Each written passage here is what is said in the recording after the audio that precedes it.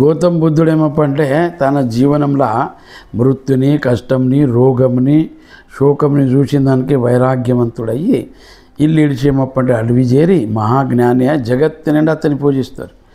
అతను ఏమన్నాడంటే సర్వం దుఃఖం దుఃఖం సర్వం క్షణికం క్షణికం అన్నాడు.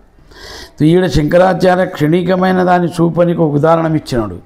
ఎట్లా కమల పూలుది, కమలమును జలంలోనదని పుడుతుంది, అది జలంలోనే పుడుతుంది, జలంనే దాన్ని పోషిస్తుంది, ఆ జలంలోనే అది నివాసిస్తుంది, ఆ జలంలోనే అది అంతమవుతుంది. కానీ దానిలోనే వినాశం అవుతుంది. ఉత్పత్తి స్థితి కనిపించేది దాన్నే, పుట్టేది దాంట్లోనే, అది పెరిగేది దాంట్లోనే, ఉండేది దాంట్లోనే, అది వినాశం అవుతుంది. ఒక పూలు ఇలా వ్యక్తి అభివ్యక్తి ఏం చేస్తాడు శంకరాచార్య పూలను చూపి, కమల పూలను చూపి ఒక విషయం చెప్తున్నాడు. ఏమని అంటే ఊన పడ్డప్పుడు ఏమప్పంటే వర్షం నుండి లేదా ఆ నదిలో ఉన్న జలమే ఎగిరి కమల పువ్వు మీద పడితే ఆ కమల పువ్వు మీద పడ్డప్పుడు ఆ జలం ఎట్లుంటుందంటే ఒక చిన్నగా ముత్యంలాగా చంపేచ్చాడు ఒకటి జలరాశి బూంద్, దాన్ని జలంది అంశం. ఆ దాన్ని చూసినప్పుడు ఎంత సింగారం కొడుతుంది, అది ఎంత మంచి కొడుతుంది. ఆ కమల పాత్ర మీద, ఆ కమల పువ్వు మీద పడ్డది. కానీ గాలి వచ్చిందంటే ఏమవుతుంది, అది ఆ పూలకెళ్ళి మళ్ళీ ఆ నదిలో పడుతుంది. యాడ నుంచి వచ్చిందో అక్కడికి చేరుతుంది కదా. అట్లా కానీ అది చూసేటప్పుడు ఎంత సింగారము ముత్యంలాగా చమకేస్తుంటుంది దాన్ని చూసినప్పుడు. అది ఉదాహరణ మీదకి ఇచ్చినంటే కమల పువ్వు మీద ఉన్న జలరాశి ఒక్క జల అంశము చూసినప్పుడు ముత్యంలాగా కనిపించి నీకేమప్పటి సింగారం అనిపిస్తే చూస్తా మోహమవుతుంది, ఆకర్షణమవుతుంది. కానీ ఆడ దాని రాశం ఏమిటిదంటే ఆ జలబిందు ఎంత పొద్దాడ నిలబడుతుందని నిశ్చయం లేదురా. గాలి వచ్చిందంటే అది పడిపోతుంది, అంతేనే నీ జీవనం, దీనికి ఎక్కలేదు అని చెప్తున్నాడు. మళ్ళీ ఇంతే జీవనం ఉండదు, క్షణికమైందే, ఆ క్షణంలో ఎప్పుడు పోతుందని తెలియదు. దానికే నలని దళగత జలమత తరలం తజ్జీవితం అతిశయ చపలం ద్విధి వ్యాధి అభిమానగ్రస్త లోకం శోకతంచ సమస్త. నీవు ఇదింత జీవనమే, ఇంకేం లేదు. ఎందుకంటే ఆ కమల బిచ్చంలోన ఉన్నదానికి అది ఆనే ఉత్పత్తి అయింది, ఆనే దాని స్థితి దానే దాని అంతమవుతుంది, వినాశమవుతుంది. కానీ దాని మీద పడ్డ నీళ్ళ బిందులాక నీ జీవనం ఉండదు, ఇంకేమి లేదు. ఈ బ్రహ్మ అనంతమైన దాన్ని చేసినాడు, అద్వైతమైంది. ఆ బ్రహ్మ సంకల్పం చేసి ఈ సూక్ష్మమైన జగత్తుని పుట్టించినాడు. ఆ పూలు కూడా అతందే ఒక అభివ్యక్తి, అతందే దివ్య స్వరూపం, అనంత స్వరూపుడు, చైతన్యం అన్నిట్లో ఉండదని చూపనీకే ఆ బ్రహ్మ ఆడిన నాటకం ఇది. ఏదన్నా ఆత్మరూపమై దానిలో మనసు బుద్ధిని పెట్టి మనకేమప్పంటే ఉపకరణలు ఇచ్చి ఈ జగత్తుని సూచి తెలుసుకునాలని చేసినాడు. ఆ సూచడిది తెలుసుకునేది జీవించడానికి దీని పేరు జీవాత్మ అని పేరు. ఈ ఆత్మ బుద్ధి రూపమైన కమలం దానిని అభివ్యక్తి ఏం చేసినాడంటే అస్థిరమైన ఆ ఉత్తేజితమైన జీవుడు దాని మీద పడ్డాడు. అద్ద జలబిందు దాన్ని ఎప్పుడైతే తడిచినవా, స్పర్శ చేసినవా, గాలి దానికి అంటిందే, సోకిందే, అది విలీనమవుతుంది, కింద పడిపోతుంది. కానీ ఆ జలబిందు వర్షమానికి కారణం ఏమిటంటే కింద ఉన్న నీళ్ళు నదిలో ఉండని, బావిలో ఉండని, చెరువులో ఉండని, సముద్రంలో ఉండని, సూర్యుని బాష్పీభవనం నుండి మీనికి వస్తాయి. పోయి ఆడ ఏమప్పంటే దానిలోన ఉన్న మురికి తీస్తాడు భగవంతుడు ఆకాశంలో, సూర్యుడు. ఇంకా అది బాష్పీభవనమై జల రూపంగా ఆ జలధార పడుతుంది. ఆ ఒక్క జలబిందు కమల మీద పడ్డప్పుడు ఇక్కడ ఉదాహరణ ఎట్లా ఇచ్చాడంటే కమలపూది, ఆ కమలపూ మీద పడ్డ ఒక జలబిందు నువ్వు, అది శాశ్వతమైంది కాదురా. ఈ జీవనం కూడా శాశ్వతమైంది కాదు, ఇది కూడా క్షణికమైందే. ఆ క్షణికమైంది ఎప్పుడు పడుతుంది, గాలి దాన్ని సోకిచ్చేది, గాలి తలిగే పడిపోయేది. ఇంతే ఇది నీది. లోనికి పోయిన శ్వాసం బయటికి రావాలి, బయటికి పోయింది లోనికి పోలే, లోన బయట ఉంటే సమాప్తే. ఆ దానికి నువ్వు అభిమానం ఎందుకు చేస్తుండవు? కేవలం మరణమే కాదు, దీనికి ఏమేమి ఉండవంటే యాది వ్యాధి అభిమానగ్రస్త, అది పడిపోతుంది. జలబిందు అట్లా ఇది కూడా పడిపోతుంది.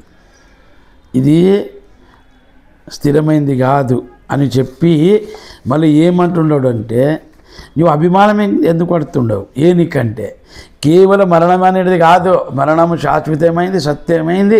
అన్నీ అయినా అవకపోయినా, ఒకడు ఆఫీసర్ అవుతాడు, ఆవిడు సాధవుతాడు, ఆవిడో జ్ఞానైతుడు, అజ్ఞానైతుడు, మంచోడైతుడు, చెడ్డోడైతుడో అవకపోవచ్చు. కానీ చెప్పిన భవిష్యం ఒకటేం జరుగుతుందో జరగకపోవచ్చు. మృత్యు మాత్రం అందరికీ ఎప్పటికీ ఉంది. అది సత్యమైంది, అది శాశ్వతమైంది. అది మాత్రం ఎవ్వరిని దాన్ని తప్పించుకునేకి రాదు. అయినా అది క్షణికమై ఉన్నా నిశ్చయమైంది కాదు. ఒక వస్తువును కొనుక్కున్నా, మళ్ళీ టీవీ కొంటే 2 ఏళ్ళు 3 ఏళ్ళు అగ్రిమెంట్ ఇస్తారు. చెడిపోతే మళ్ళీ రారప్ప చేసుకోపోర్రి అని. ఒక లైట్ కూడా ఇప్పుడు ఏడాది దగ్గర రాసిస్తారు. ఏడాదిలోన గిన్నె చెడితే మళ్ళీ ఇస్తాం తీసుకురారని. ఏడాది మీనైతే ఇస్తలేము అని. కానీ ఈ దాంది ఏడాది 2 ఏళ్ళు 3 ఏళ్ళు 10 ఏళ్ళు అని గ్యారంటీ లేదు. ఏడాది దగ్గర అతను ఆయుష్యం ఇచ్చిన పరమాత్ముడు నడుస్తాడు, అదే ఇది నడుస్తుంది. అతని నింపిన శ్వాసమేముంది కదా, ఇన్ని శ్వాసములు తీయాలే అంటే అన్నే శ్వాసములు తీస్తాడు. ఆ శ్వాసములు అయిపోయా, ప్రారంభం ముగిచ్చే ఉంది, తక్షణమే వెళ్ళిపోతుంది. ఈ అశాశ్వతమైన నీ జీవనము తజ్జీవితం అతిశేష ఫలం. మళ్ళీ ఇది ఒక్కటే లేదు, దీంట్లోనే ఏముండదప్ప అంటే వ్యాధి ద్విధి వ్యాధి అభిమానగ్రస్త.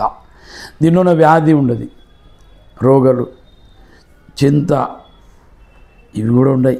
మళ్ళీ ఇంత ఇవన్నీ పెట్టుకొని ఒక్క వ్యాధిగిన వచ్చానంటే మరణము.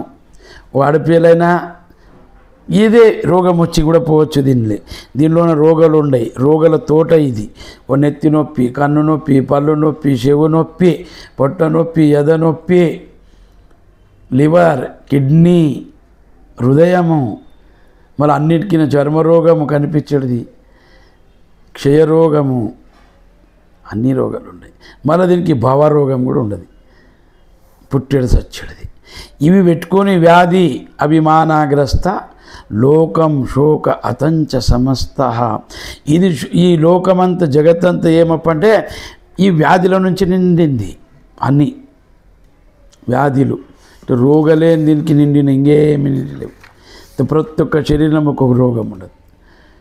సర్ది అన్న, జ్వరం అన్న, నెత్తి నొప్పి, కన్ను నొప్పి, పళ్ళు నొప్పి, చిన్న చిన్న ఇవన్నీ, కానీ రోగాలు ఇంటి ఉండవు. మళ్ళా ఉపాధి ఉండదు, దీనికి అజ్ఞానం కూడా ఉండదు. మళ్ళీ అభిమానం ఎందుకు పడతావు?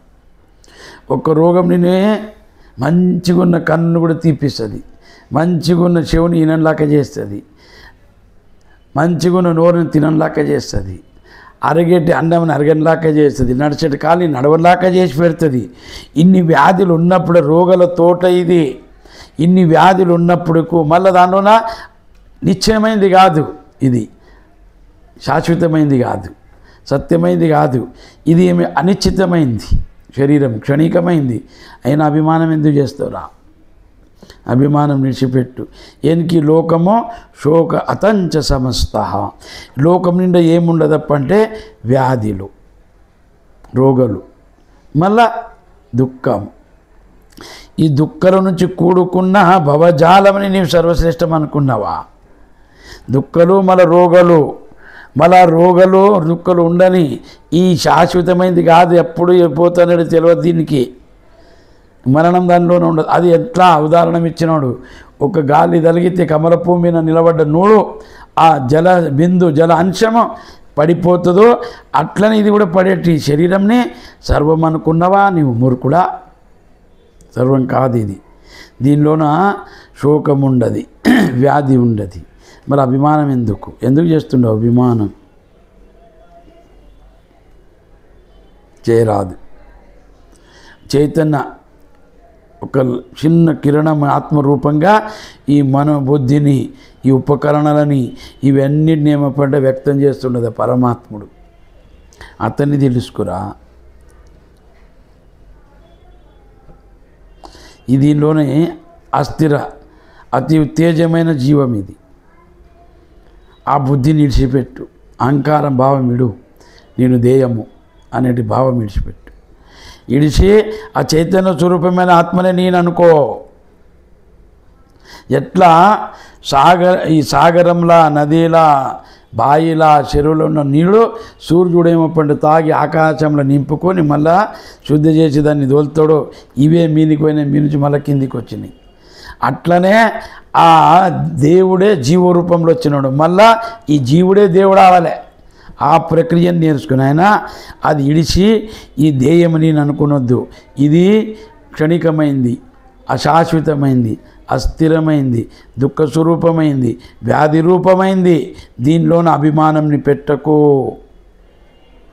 పాడైతావు అని ఆ జలరాశి నీవు చూసుకుంటూ నిలబడదాన్ని ఎంత సింగారం కొడుతుంది అది. మళ్ళీ నీకు 3 ఉదాహరణలు ఇస్తే తెలుస్తుంది. ఏమిటి పప్ప అంటే వర్షంది ఇది ప్రక్రియ, పోతుంది వస్తుంది, కిందిది మీదికి పోతుంది, మీదే కిందికి వస్తుంది, ప్రక్రియ ఒకటి. ఇప్పుడు జలం పడితే వర్షము, వాన. అది ఎట్లా చెప్పినారు శాస్త్రంలో, ఉత్తమ, మధ్యమ, కనిష్ట అని ఉదాహరణలు ఇచ్చినారు. మా అమ్మది ఒక కథలు ఉండాలి.